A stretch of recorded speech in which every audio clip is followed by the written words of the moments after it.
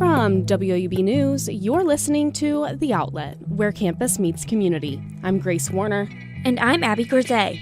Each week on The Outlet, we bring you stories from the Athens and Ohio University communities. Today on the show, it's Transgender Awareness Week, and two of our reporters will tell you about the university's efforts regarding health care for transgender students. We'll also tell you about a new initiative whose goal was to monitor voter suppression during the election. Oftentimes there's a story in long lines or voter suppression or problems with ballots or IDs, etc., that actually disenfranchise a lot of voters. We'll give you all the details and more coming up right here on The Outlet.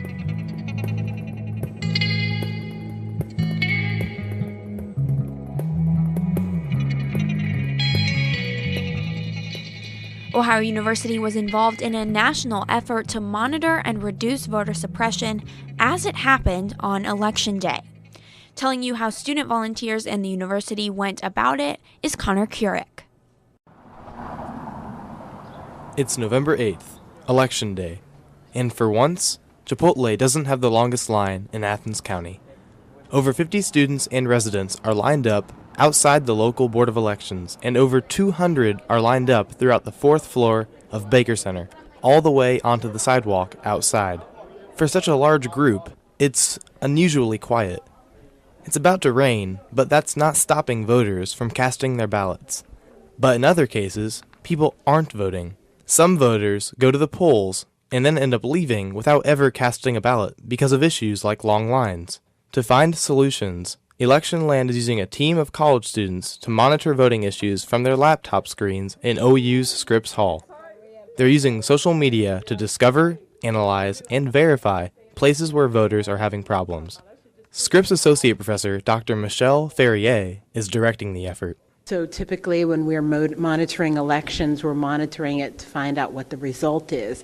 However, oftentimes there's a story in long lines or voter suppression or problems with ballots or IDs, etc., that actually disenfranchise a lot of voters. This was a national effort that was carried out at the local level. Election Land was able to monitor what happened in real time. That way, they could get tips back to local reporters who could then go to the scene and report on those stories while there was still time to vote. It is a logistical challenge, and as I said, this is a brand new effort that's never happened before, and so we've all got our fingers crossed because a lot of the systems that we've put in place are brand new, including some of the technology tools that we'll be using to report these incidences as they happen. Election Land is a collaboration led by ProPublica, a nonprofit newsroom based in New York City. The City University of New York's Graduate School of Journalism served as the nerve center for the project. Ohio University was assigned to monitor Ohio, Indiana, Michigan, and Wisconsin on Election Day. It was one of 10 participating schools that collaborated to funnel their data into the main newsroom at CUNY, where they would then send the information to local reporters. Ferrier said their goal was to diminish, to the extent possible, the effects of voter suppression on the election. At the local level, we have limited ability of reporters. They can't be at every polling location. So what we have become is, in essence, the eyes and ears of reporters all over the country. This whole effort was carried out by Ferrier and 4 to 5 students at a time, sitting in a Scripps computer lab with over 10 social media monitoring tools at their disposal. On the national level, over 500 students participated. At OU, over 50 were involved in the project. They came into the Smart Lab all day in shifts from 6:30 a.m. to around midnight. Students used hashtags, keywords, names, and locations to discover polls where issues came up. To find these problems, the team monitored Twitter with TweetDeck, Facebook with Facebook Signals, Instagram with reverse image tools, Google Trends, and Google Poll. Among others, they used tools like Dataminer, Spokeo.com, and Google Maps to verify incidents, people, and places. Students were very surprised at how quickly you can take an image that has no location data set on it and find out, is it original, where is it from, And using Google Street View, we went right down to the street level, looked around at the buildings and said, yep, this is the polling place at this location, with just a few visual cues from an image.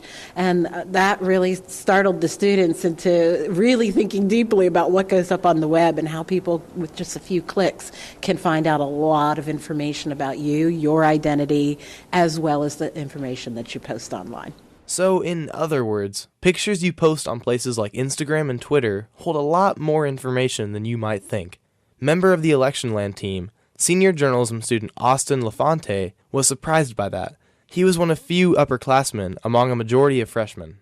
Like, I originally thought, we can just go off location and that'll be it. But, like, some of the stuff we're using is pretty surprising, just like how we can verify information like who these people are and if they're quote unquote real and what maybe their intentions are whenever they're posting something. So I never knew it went this deep.